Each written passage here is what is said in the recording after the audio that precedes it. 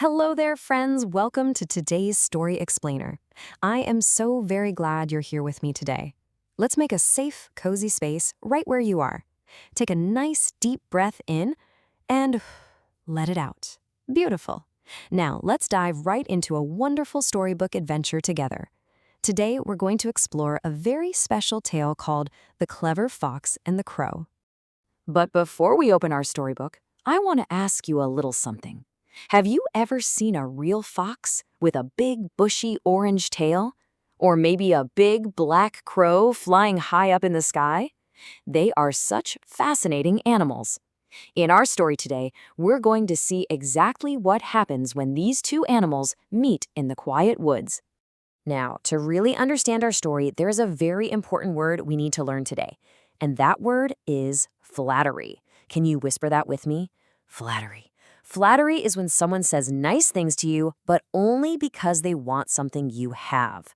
Imagine if someone told you that you are the absolute best at a game just so they could borrow your favorite toy. Well, that's flattery. Keep that in mind as we begin. Our story begins on a beautiful, warm day in a green, leafy forest. Just imagine listening to the wind. Look high up in the big oak tree. Do you see our friend the crow? He's resting peacefully on a thick branch. And look very, very closely at his beak. He has a yummy, crusty piece of bread. He is being a very quiet bird right now, just holding on to his tasty treat. But soon, someone else wanders into the forest. It's a fox, and he is smiling a very big smile. The fox looks up. He spots the delicious piece of bread, and his tummy gives a little rumble. He thinks of a clever plan to get it from the crow.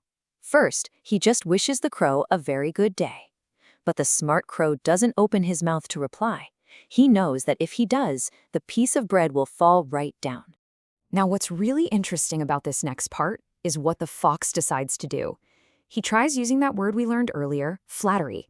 He acts very charming and sweet. He looks up at the tree and says, "Oh, you are looking very charming today. You should have been made the king of all birds." Then he asks for a special favor. He says, "Please sing a song in your sweet voice for me." Oh my, the poor crow loved hearing those nice words so much, he was so flattered that he just couldn't help himself. He wanted to sing and show off, so he opened his beak to reply, "Thanks, but..." Oh no.